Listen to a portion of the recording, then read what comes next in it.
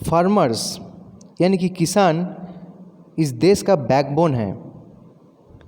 तो अगर इस देश का तरक्की देखना है तो हम लोग का जो फार्मिंग सिस्टम है उसमें भी तरक्की, नए नए तकनीक का जो इंट्रोडक्शन, एप्लीकेशन हम लोग को सीखना है। इसीलिए हम लोग पढ़ रहे हैं improvement in food resources, class 9 biology. हम लोग क्या पढ़ रहे थे? एनिमल हस्बेंड्री, डेयरी फार्म कैसे बनाना है हम लोग देखे हैं पिछले वीडियो में। अब इस वीडियो में हम लोग देखेंगे कि पोल्ट्री फार्म कैसे बनाना है और उसके साथ साथ उसका इम्प्रूवमेंट कैसे लाना है। ओके, कि नॉर्मली जो चलते आ रहा है उसी हिसाब से चलने से तो देश तरक्की नहीं ना करेगा। हम लोग तरक्की का बात कर रहे हैं, इम्प्रूवमेंट का बात कर रहे हैं। ओके, तो ये जो न्यू इंडिया है इसमें हम लोग पूरा दुनिया को टक्कर देने के लिए हम लोगों को farming field, agricultural field, agronomy, animal husbandry, ये सब फील्ड में new techniques, new thoughts apply करना पड़ेगा। So let's start how to do poultry farming. So what is poultry farming? Poultry is the rearing of domesticated fowl, that is chicken, ducks, geese, turkey and some varieties of pigeon for their meat and eggs. तो poultry के बारे में सबको धारणा है कि सब chicken, okay, लेकिन सिर्फ चिकन ही नहीं, इसमें बतख यानी कि डक, गीज, राजहंस, टार्की, ओके, गिनी फाउल जिसको बटेर कहा जाता है, और कुछ कबूतर का कुछ प्रजाति का भी कल्चर किया जाता है। किसके लिए? मीट और एग्स के लिए। The specialised meat producing poultry birds are called broiler. तो पोल्ट्री बर्ड्स को दो ग्रुप में डिवाइड किया गया है, ब्रॉयलर एंड लेयर। तो those who are specialised for meat production, जो मीट के लिए रेज किया जाता है, they are non broiler, and egg laying poultry birds are called layers और एगर, जिससे हम लोगों को एग मिलता है। लेयर्स भी कहा जा सकता है, एगर भी कहा जा सकता है। The tremendous rise in the availability of poultry product is called silver revolution. Egg production में जो बढ़ोतरी हुआ है उसको कहा जाता है silver revolution. Father of Indian silver revolution, हम लोग क्रॉप प्रोडक्शन में ग्रीन रिवॉल्यूशन देखे, वाइट रिवॉल्यूशन देखे, अब यहाँ पे भी सिल्वर रिवॉल्यूशन का फादर कौन है? एक्चुअली मदर होना चाहिए था, लेकिन इसमें फादर ही कहा गया क्योंकि एक रेस्पेक्ट है।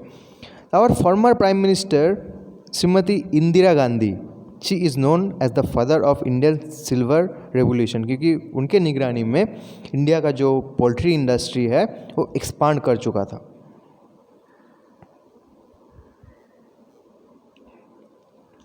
Now here also we'll look for some desi breeds as well as exotic breed. तो देसी या indigenous breeds of chicken, of fowl, asil, chittagong, kajol, kadaknath. These are some commonly known indigenous breeds of fowl. In picture also we can see it, like this is the asil breed, this is kadaknath breed, this is chittagong breed. So here we can see some exotic breeds or some good exotic breeds of chicken, like New Hampshire, White Leghorn, Light Sussex, Plymouth Rocks, Australorp.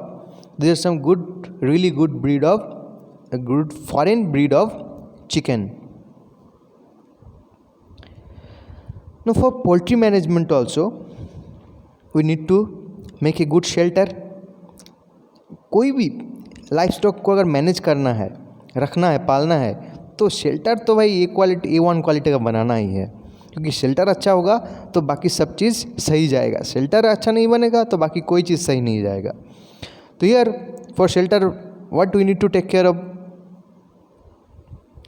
Shelter for poultry bird should be clean, well illuminated and well ventilated.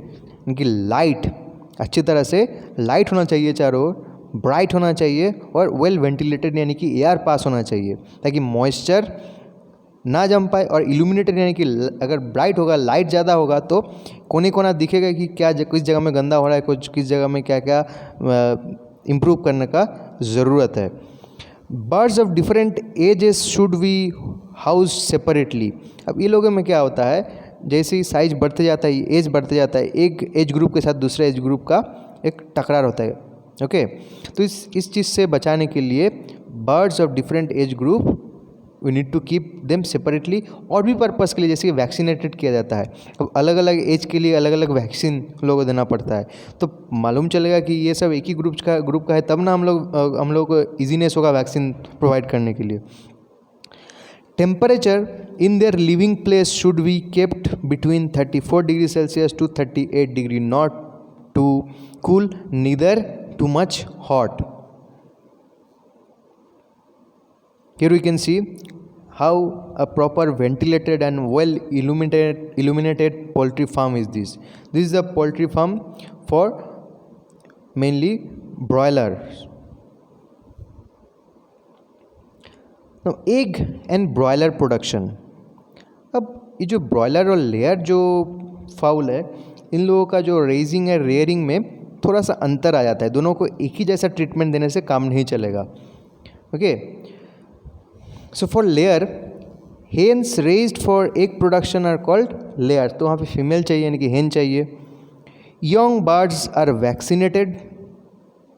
There food should be rich in vitamins, minerals and macronutrients, ताकि ये सब चीज़ जो है एक production में help करेगा, इन लोगों को हेल्दी रखने में, इन लोगों का इम्यूनिटी बरकरार रखने में हेल्प करता है।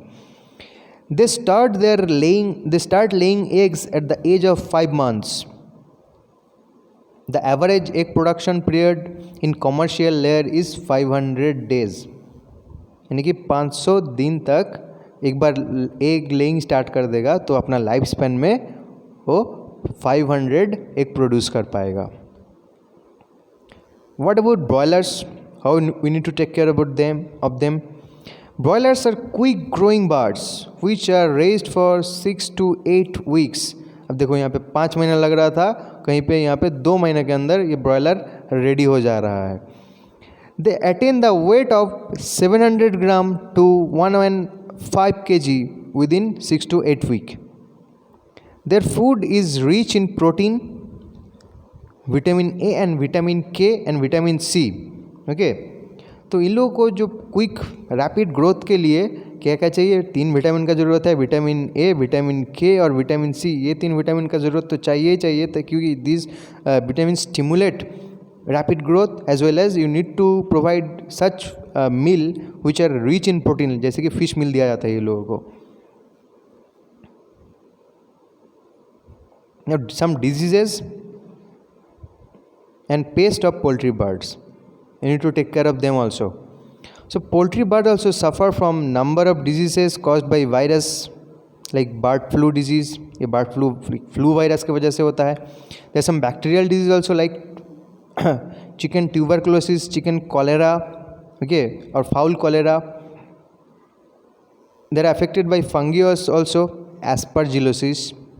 They are affected by parasites also, as well as they may suffer from nutritional deficiencies if they are not provided with healthy and optimal amount of nutrients.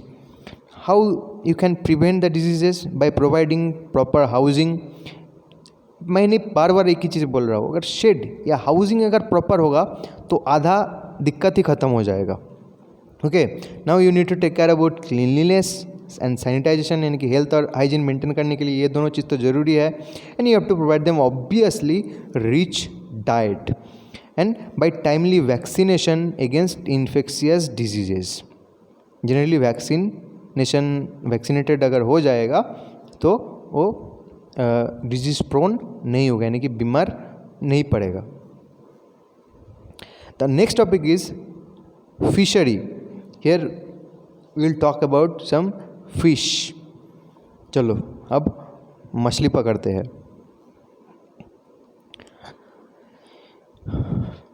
Fish is a cheap source of animal protein for our food.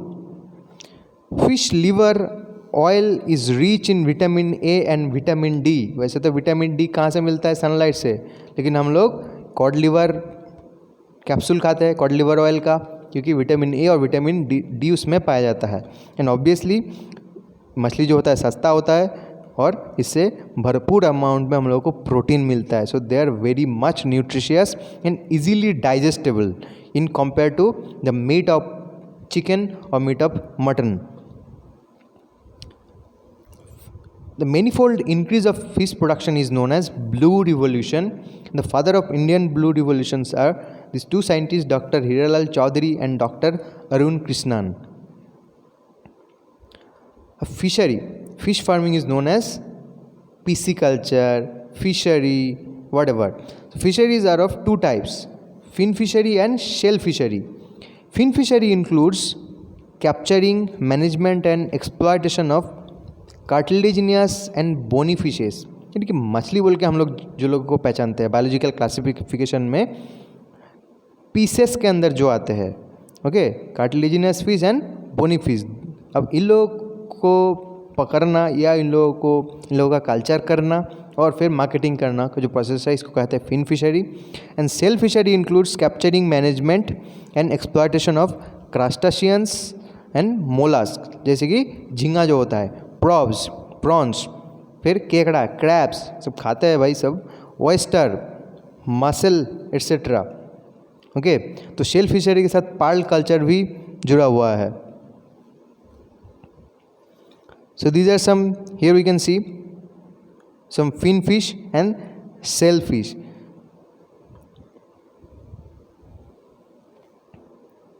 Depending upon on the mode of obtaining fish, fisheries are of two type. कहाँ से fish मिल रहा है, what is the source, depending on the source fisheries are divided into two part, capture fishing and culture fishing. The fish is caught from water both marine and inland, यानी कि समुंदर से, नदी से, लेक से, पोखर से। जो मछुआरा लोग जो मछली पकड़ के लाता है फिर मार्केट में बेचते हैं, that is called capture fishing. And culture fishing means it is cultivating, rearing and harvesting of fish. Culture fishery is also called fish farming or pisciculture and aquaculture. Okay, अब capture fishery में तो कोई भरोसा नहीं है कब fish मिलेगा कब नहीं मिलेगा, नेचर के ऊपर डिपेंडेंट है। ओके, क्योंकि नेचुरल जो वाटर बॉडीज़ है वहाँ से हम लोग फिश कलेक्ट करते हैं, तो इसलिए हम लोग कल्चर फिशिंग करेंगे तो everything will be in our control, okay, except certain things. तो यहाँ पे हम लोग को मुनाफा फ़ायदा ज़्यादा होता है। और कल्चर फिशरी को फिश फार्मिंग भी कहा जाता है, पिसिकल्चर भी कहा जाता है, एक्वा कल्चर भी कहा जाता है। द मैरीन फिशरीज, अब depending on the culture or capture area, either you are capturing outside country or you are capturing from inside country. The fisheries are of two types, marine fishery and inland fishery. Our marine fishery resources includes 7,500 kilometre coast line and extensive deep sea. Mainly हम लोग India के चारों ओर जो हिंद महासागर है, Indian ocean है जो है, और इंडियन ओशन का जो पार्ट्स है जैसे बे ऑफ बंगाल, अरेबियन सी, ये सब जो रीजन से हम लोग यानी कि समुंदर में जो फिशिंग किया जाता है it's called marine fishery. Popular marine fish varieties include pomfret, mackerel, tuna, sardine, Bombay duck, eel, salmon, hilsa. Hilsa बहुत टेस्टी फिश है भाई। Okay,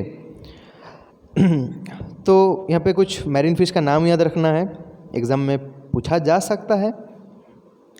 marine fishes are caught by traditional method, this includes fishing nets and gear operated fishing vessels, यानी कि जो trawler जो जाते हैं, fishing trawler, मछुआरा लोग वो लोग फिशिंग नेट यूज़ करके या फिशिंग वेसल्स यूज़ करके मछली पकड़ते हैं।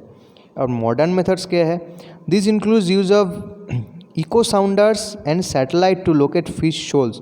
अब मछली का झुंड कहाँ पे है, वो अल्ट्रासोनिक रे, ultrasonic wave of sound use करके या तो सैटेलाइट इमेजिंग से हम लोग पता लगा सकते हैं आजकल, और उसी हिसाब से वहाँ पे फिशिंग करने के लिए जाया जाता है। Culture of marine fin fishes, shell fishes and sea weeds also called mariculture. अब समुंदर में भाई, समुंदर में भी कल्चर किया जा सकता है fish.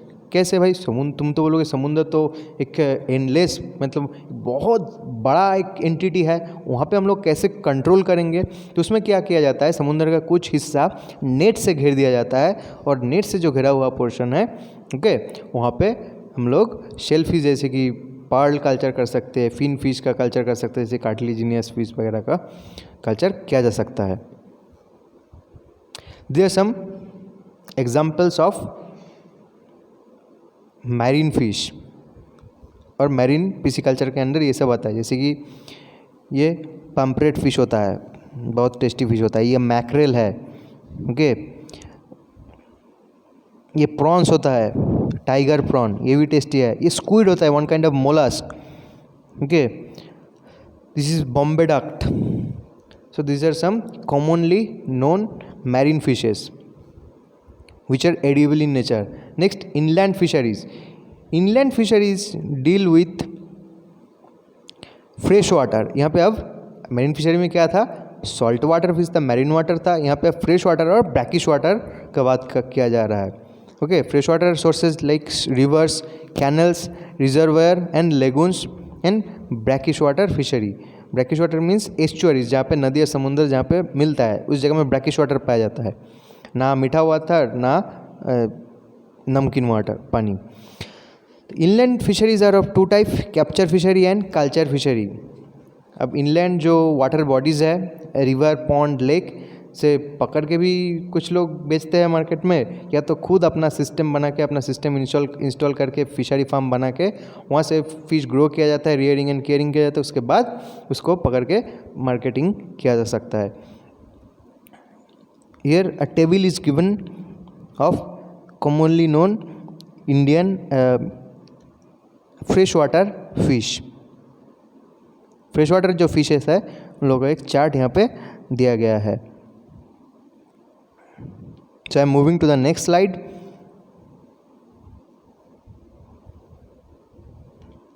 Now we will talk about composite fish culture. अब नॉर्मली अगर if you are doing culture of fish और फिश फार्मिंग कर रहे हो, तुम्हारे पास एक पॉन्ड है, तो एक पॉन्ड में एक ही सीज़न में, जैसे कि हम लोग क्रॉप क्या बोलते हैं, क्रॉपिंग पैटर्न में पढ़े थे कि पॉलीकल्चर, यानी कि एक ही सीज़न में एक से अधिक क्रॉप का कल्चर किया जाता है, मिक्स क्रॉपिंग। तो इसी तरह से मिक्स क्रॉपिंग जैसा कंपोजिट फिश कल्चर भी फिश फार्मिंग का एक एस्पेक्ट्स है। यहाँ पे एक ही फिश, एक ही प्रजाति का फिश कल्चर ना करके अलग अलग फिशिंग हैबिट्स वाला बहुत सारे फिश को एक साथ अपना जो पॉन्ड है, जो फिशिंग जो हापा है, उसको जो फिशरमैन का लैंग्वेज, उसमें पॉन्ड को हापा कहा जाता है, वहाँ पे हम लोग कल्चर करते हैं। तो intensive fish farming can be done in composite fish culture system. यहाँ पे बहुत ही फ़ायदेमंद है ये। In such a system a combination of 5 or 6 species is used in a single fish pond. These species are selected so that they don't compete for food among them, having different types of food habits. अब अलग अलग जो 5-6 जो species का जो fish एक ही साथ हम डाल रहे हैं, तो इन लोगों का फीडिंग हैबिट अलग होगा, ओके। कोई कार्निवोर है तो कोई हर्बीवोर है, कोई ऊपर से खाता है तो कोई नीचे से खाता है, यानी कि कोई पॉन्ड के ऊपर आ जाता है खाना खाने के लिए, कोई पॉन्ड के नीचे रहता है। तो फीडिंग हैबिट अलग अलग होने के कारण इन लोगों में कंपटीशन नहीं होता है, okay. Composite culture is highly advantageous because this fishes do not compete for food. The food available is all the part of the pond is used. 6 different type of fishes are reared together. It gives very high yield. Obviously अगर तुम monoculture करते तो monoculture के बदले में ये polyculture हो गया, यानी कि बहुत सारे प्रजाति एक साथ कर रहे हो कल्चर, तो जो यील्ड होगा, जो तुम लोग को जो मतलब हम लोग जो फिश फार्मर अगर हो तुमको जो रिटर्न मिलेगा तो ऑब्वियसली वो ज़्यादा होगा। और यहाँ पे एक फेलियर इंश्योरेंस भी है, फ्री इंश्योरेंस है, यानी कि एक फ़िश का जो स्पीसीज है वो अगर बढ़ नहीं पाता है या वो अगर ख़त्म हो जाता है तो तुम्हारे पास अल्टरनेटिव फिशेज है ऑलरेडी पॉन्ड में। So here through this image we can understand what is composite fish culture. So we can see here there are in different layers, in different levels of pond, there are different kinds of fishes are roaming here and there. Like katla, a kind of freshwater fish, they are surface feeder, यानी कि वो जो खाना खाते हैं तालाब के ऊपर जो खाना रहता है उसी चीज़ को खाते हैं. There so they are called at surface feeder. Rohu, they are column feeder or middle zone feeder. अब पॉन्ड का मिडिल जोन में जो खाना अवेलेबल है वो उसी को खाएगा रोहू. ऊपर कातला के साथ कॉम्पीट करके कातला से छीन के खाना खाने ऊपर नहीं जाएगा, सरफेस में नहीं जाएगा. और grass carp, they are herbivore, they feed on weeds inside the water. पानी के नीचे जो एक्वाटिक प्लांट्स होता है वो सबको खाते हैं. Grass carp, mrigal and common carps, they are bottom feeders, यानी कि एकदम नीचे जो है तालाब का एकदम नीचे वाला जो पोर्शन है वहाँ से वो लोग फूड कलेक्ट करते हैं. ओके, सो यहाँ पे 6 species of fish we are farming together and they are not fighting with each other for food. So this is the end of fish farming. In next video we will be discussing about beekeeping or apiculture.